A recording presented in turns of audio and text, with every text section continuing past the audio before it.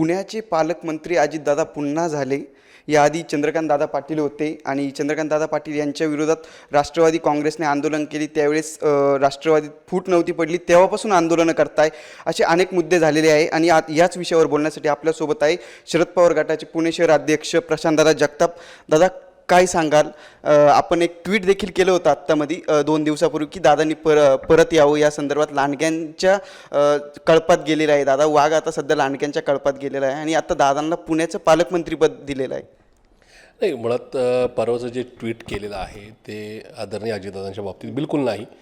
त्याच्या आदल्या दिवशी आमचा एकत्रित पक्ष ज्यावेळेस होता त्यावेळेस जे माझे जे काही जुने सहकारी होते ते पलीकडच्या बाजूला गेलेत आणि आम्ही एका ठिकाणी चहाला भेटलो. त्या ठिकाणी खूप गप्पा झाल्या आणि त्यांनी एकूणच 3 महिन्यातला तिथला भाजपबरोबरचा प्रवास, भाजपकडून डावलण्यात झाल्याच्या खूप सारी घटना प्रकरणं मला सांगितली.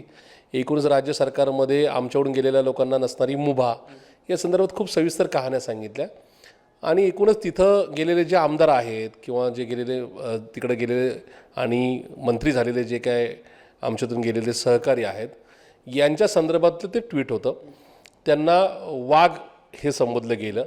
दादांना जर बोलायचं झालं तर मी सिंह म्हणेल, दादांना वाघ मी का म्हणेल? त्या संदर्भात माझी भूमिका हीच होती की जे इथं होते ते निर्धास होते, बिंदास होते. आमच्याबरोबर 15 वर्ष आघाडी सरकारमध्ये असताना जी त्यांना मुभा होती ते BJP सरकारमध्ये गेल्यामुळं नाही. त्याच्यामुळं वाघ जर लांडग्यांच्या कळपात गेलं तर त्याची काय अवस्था होती हे मी भाष्य केलं. आणि जर मला दादांना उद्देशून बोलायचं असेल तर मी दादांची उपमा सिंह म्हणून केली असती. त्याच्यामुळं ते दादांना उद्देशून नव्हतं, पण आमच्यामधून जे गेलेले सहकारी त्यांच्याबद्दल ते होतं. त्याच्यामुळं त्या ट्विटच्या संदर्भामध्ये खूप उहापोह झाला. काहींना वाटलं मी ते अजितदादांना उद्देशून बोललो, तर तशी माझी काय ती भूमिका नव्हती. दादांना उद्देशून जर काय बोलायचं असेल तर मी डायरेक्टली दादांना भेटून सांगेल. हा पहिला भाग. राहिला विषय तुम्ही या अनुषंगाने विचारता म्हणून सांगतो आहे की दादांच्या बरोबरचा माझा प्रवास 24 वर्षाचा आहे. या 24 वर्षामध्ये खूप सुखदुःखाच्या घटना त्यांच्याबरोबर मला शेअर करता आल्या. होय, माझ्या राजकीय जीवनामध्ये मला ज्या वेगवेगळ्या संधी मिळाल्या त्याच्यामध्ये आदरणीय पवारसाहेबांच्या बरोबर दादांनीसुद्धा निश्चित मला मेरिटवर संधी देण्याचा प्रयत्न केला. त्याच्यामुळं दादांच्या संदर्भामध्ये तो आदर माझ्याकडे कालही होता, आजही आहे. पण हा आदर असताना मी दादांची साथ सोडली त्याच्यामागचं कारण दादांचं BJP बरोबर जाणं. होय, माझ्यासारख्या कार्यकर्त्यांनी किंवा माझ्यासारख्या लाखो कार्यकर्त्यांनी भाजप आणि RSSच्या विरोधामध्ये वैचारिक लढाई केलेली आहे. मोदी शहांनी जे या देशाचं वाटोळं केलेलं आहे त्याविरोधात आवाज उठवलेला आहे. दादांनी शपथविधी घेतल्यानंतर माझ्यासारख्या कार्यकर्त्याला माझ्या पुढचं 30 वर्षाचं करिअर दिसलं की हा देश विविध जाती धर्मांचा आहे. दादा तिकडे का गेलेत हा दादांचा विषय असेल, पण मी दादांच्याबरोबर भाजपमध्ये किंवा भाजपबरोबर जाणं हे माझ्या मनाला पटणारं नव्हतं. त्याच्यामुळे मी दादांबरोबर गेलो नाही आणि त्या अनुषंगानेच बाकीच्या घटना घडल्या ज्याच्यामध्ये या पार्टी ऑफिसचा विषय असेल किंवा पार्टी ऑफिसमध्ये फोटो काढण्याचा विषय असेल. पार्टी ऑफिसचा विषय क्लिअर होता की माझ्याकडून मी काहीच बोललो नव्हतं, पण पलीकडे गेलेले जे शहराध्यक्ष आहेत त्यांनी पार्टी ऑफिसच्या संदर्भातला ताबा आम्ही घेऊ शकतो असं ओघात बोलून गेले.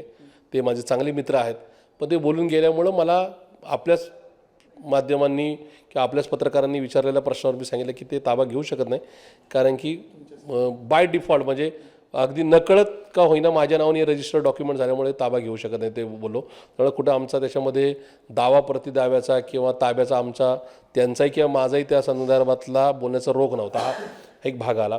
नंतरच्या काळात पत्रकारांच्या माध्यमातून त्या गटाकडून काही गोष्टीच्या कल्पकल्पी कहाण्या सांगितल्या गेल्या, ज्याच्यामध्ये पार्टी ऑफिसमध्ये जिथून मी आता तुमच्याशी बोलतोय बॅकग्राऊंडाची चित्र आहे त्याच्यामध्ये आदरणीय साहेब, आदरणीय सुप्रियाताई आणि आदरणीय जयंत पाटील साहेब आता या कॅनव्हासवर आहेत. पूर्वी त्याच्यात दादांचा फोटो होता. तो हा निर्णय हा सामूहिक होता. याच्यामध्ये पार्टी स्प्लिट नाही झाली, पण आमच्यातून एक गट पलीकडे गेल्यानंतर दादांचा फोटो तिथे होता आणि अर्थात आता दादा तिकडं राष्ट्रीय अध्यक्ष असल्याचा दावा करतात. त्या अनुषंगाने इथं जी काही नेते मंडळी पहिल्या 8-10 दिवसात रोज येत होती ते इथं बसल्यानंतर एखादे कार्यकर्ते भेटायला आल्यानंतर त्यांना कोणाला नवीन नियुक्ती दिल्यानंतर ते इथं फोटो काढून घेत नव्हते. ते सांगायचं की दादांचा फोटो मागे दिसतो. मग त्या पुण्यातल्या सगळ्या वरिष्ठांशी मी बोललो की नेमकं तुम्ही सांगा काय करायचं आहे. प्रशांत जगताप हा काय या जागेचा किंवा या पक्षाचा मालक नाही. तर त्यांनी सांगितलं की हा फोटो बदलला पाहिजे आणि म्हणून तो फोटो बदलला. तो फोटो बदलताना सुद्धा आपण काळजी घेतली. एकतर सर्वसंमतीने हा फोटो बदलला, हा पहिला भाग. दुसरा भाग, हा फोटो बदलताना रात्री 11 नंतर हे काम करण्यात आलं शटर लॉक करून कुणी याचा फोटो हे काढताना फोटो काढायचे नाही, व्हिडिओ करायचा नाही, एवढी काळजी घेतली गेली. त्याची माहितीसुद्धा आमच्याकडून कोणाला सांगण्यात आली नाही. पत्रकार दुसऱ्या तिसऱ्या दिवशी ज्यावेळेस एका वेगळ्या बातमीचा आधार घेऊन माझी मुलाखत घ्यायला आले त्यावेळेस त्यांनी सहज विचारले की फोटो काढलाय का, तर म्हणते काढलाय. आणि त्याच्यानंतर ती बातमी झाली की दादांचे फोटो इथून काढण्यात आले. त्याच्यामुळं ह्या सगळ्या गोष्टी ज्या आहे ह्या ओघात झाल्या. आता तुम्ही म्हणता तसं मराठा आरक्षणाच्या संदर्भात एक ट्विट होतं, ते ट्विट होय माझ्या टीमनी केलं होतं, ज्याच्यामध्ये देवेंद्रजी फडणवीस हे दादा आणि आमचे बाकीचे मंत्री हे व्यासपीठावर असताना आघाडी सरकारमुळंच नाही का मराठा आरक्षण मिळू शकलं नाही असं बोलले आणि त्यावर दादा काही भाष्य करू शकले नाही. त्याच्यामुळं माझ्या टीमनी त्या संदर्भात ते ट्विट केलं. अर्थात त्या ट्विटनंतर सुद्धा मी माझ्या टीमला सांगितलं होतं की बाबा आपल्याला या संदर्भामध्ये मी सगळ्यांच्या बाबतीत मी आज तुमच्या साक्षीने खुलेआम सांगतो, मी देशाचे पंतप्रधान, गृहमंत्री, या राज्याचे मुख्यमंत्री किंवा उपमुख्यमंत्री देवेंद्रजी फडणवीस किंवा भाजप, RSS ह्यांच्या सगळ्यांच्या संदर्भात इथून पुढे म्हणून बोलेल. आमच्या इकडून पलीकडच्या गटात गेलेले जी मंडळी आहेत, दादा सोडून इतर कुठलेही नेते मंडळी असतील त्यांच्यावर मी भाष्य करेन. पण माझ्यातला जो प्रामाणिकपणा आहे किंवा माझ्यातलं जे काय मी आयुष्यभरच्या काही गोष्टी नाही का तत्त्व पाळले त्यानुसार मी दादांवर कधीही बोलणार नाही. कारण की हा 1-2 वर्षाचा नाही तर 24 वर्षाचा प्रवास आहे. त्याच्यामुळं परवाचं जे ट्विट होतं त्या ट्विटचा तिकडची गेलेली मंडळी किंवा माध्यमं ही निष्कारण दादांच्यावर तो संबंध जोडतात. मी पुन्हा एकदा सांगतो, जर दादांची व्याख्या जर मला काय करायची करत झालं, दादांचं वर्णन काय करायचं झालं तर मी सिंहाची नाही का उपमा देईल. मला वाघांची उपमा द्यायची काय कारण नाही. वाघांची उपमा मी इथून गेलेले जे इथं डरकाळे फोडायचे, भाजपच्या विरोधात बोलायचे, ते पलीकडे गेल्यानंतर कशा प्रकारे लांडग्यांच्या कळपा जाऊन मिसळून गेलेत त्याच्यावर मी भाष्य केलं आहे. आणि तुमचा शेवटचा जो प्रश्न होता त्याच्यामध्ये दादा पालकमंत्री झाल्यानंतर नेमकं काय फरक पडणार, तर मला असं वाटतं की काही फरक पडणार नाही. त्याचं कारण आहे की दादा हे काय पहिल्यांदा पुण्याचे पालकमंत्री होत नाहीत. दादा तब्बल 16 वर्षे या शहराचे या जिल्ह्याचे पालकमंत्री राहिलेले आहेत. आघाडी सरकार असताना, महाविकास आघाडी सरकार असताना दादांकडेच पालकमंत्री पद होतं. त्याच्यामुळं दादा पालकमंत्री होते त्यावेळेससुद्धा या पुणे शहरात, पिंपरी चिंचवड शहरामध्ये आणि जिल्ह्यामध्ये भाजपचे आमदार निवडून येत होते, शिवसेनेचे आमदार निवडून येत होते, मनसेचे आमदार निवडून येत होते. भाजप, मनसे किंवा शिवसेनेचे आणि RPIचे किंवा काँग्रेसचे नगरसेवक निवडून येत होते. त्याच्यामुळं असं नव्हतं की दादा पालकमंत्री होते आणि सगळा जिल्हाच राष्ट्रवादीचा नका ताब्यात होता, असं नव्हतं.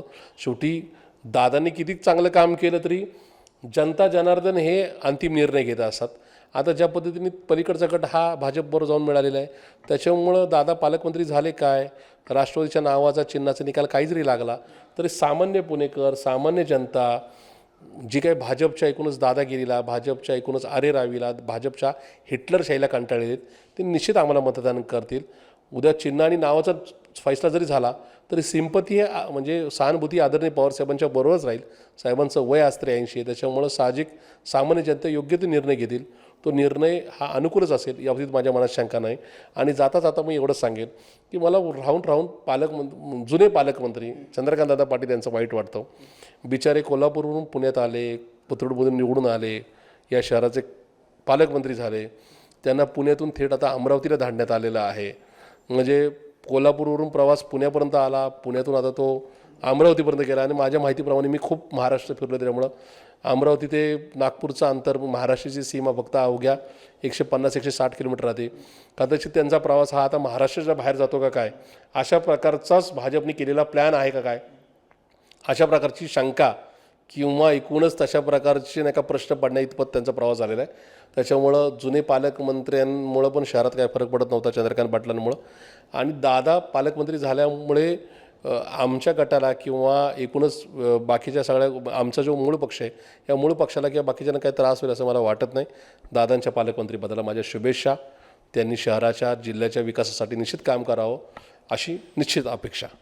दादा आत्ताच आपण अनेक गोष्टींचा उल्लेख देखील सिटी नावा पहिल्यांदाच आपण काही गोष्टींचे स्पष्टता दिलेली आहे.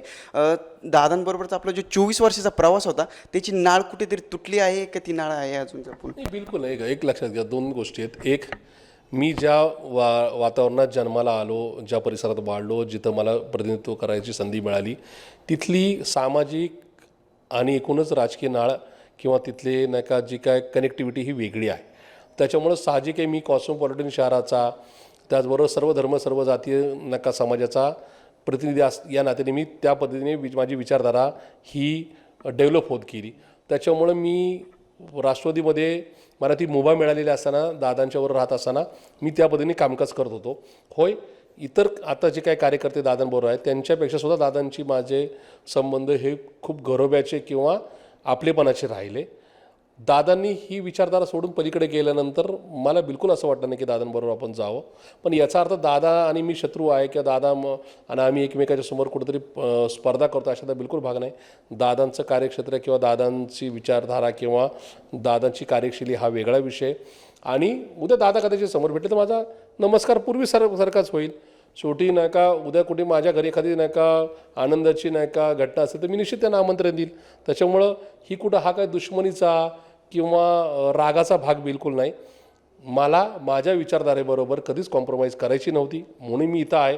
दादांच्या विचारधारेबरोबर आहेत, त्यामुळे दादा पलीकडे आहेत आणि त्याच्यामुळं हा कुठेतरी एकमेकाच्या विरोधाचा विषय कालही नव्हता, आजही नाही आणि उद्याही नसणार. दादा आपण जर पाहिलं तर बावनकुळे असतील किंवा मुनगंटीवार असतील किंवा फडणवीस असतील आणि आत्ता सर्किट हाऊससमोर देखील दादांचे बॅनर लागले, आजचे पालकमंत्री उद्याचे मुख्यमंत्री. काय वाटतं तुम्हाला, दादा येणाऱ्या काळात मुख्यमंत्री होतील? शुभेच्छा असतील का आपल्या? नाही का, शेवटी विषय असा आहे की राज्याचं मुख्यमंत्री होण्याचं स्वप्न प्रत्येकाचं असतं. दादांनी ते स्वप्न पाहतायत, निश्चित आमच्या त्यांना शुभेच्छा. पण हे होत असताना शेवटी हा भाजपचा आणि त्यांचा अंतर्गत प्रश्न आहे. भाजपने कुणाला मुख्यमंत्री करावं कुणाला नाही करावं हा भाजपचा अंतर्गत प्रश्न आहे. त्याच्यामुळे असे बॅनर लावण्याचा जो काही ट्रेंड आहे हा पूर्वीपासून होता आहे आणि उद्यासुद्धा राहील. अच्छा, सुप्रियाताई असं म्हणाल, दादा जर मुख्यमंत्री झाले पहिला हार मी घालेल. निश्चित मुख्यमंत्रीपद हे काय कुठं एका पक्षाचं एका जातीचं एका धर्माचं नसतं. मुख्यमंत्री हे राज्याचे प्रमुख असतात. त्यामुळे उद्या दादांना मुख्यमंत्रीपद जर विराजमान झाले तर निश्चित आम्ही सुद्धा त्यांना भेटून अभिनंदन करू.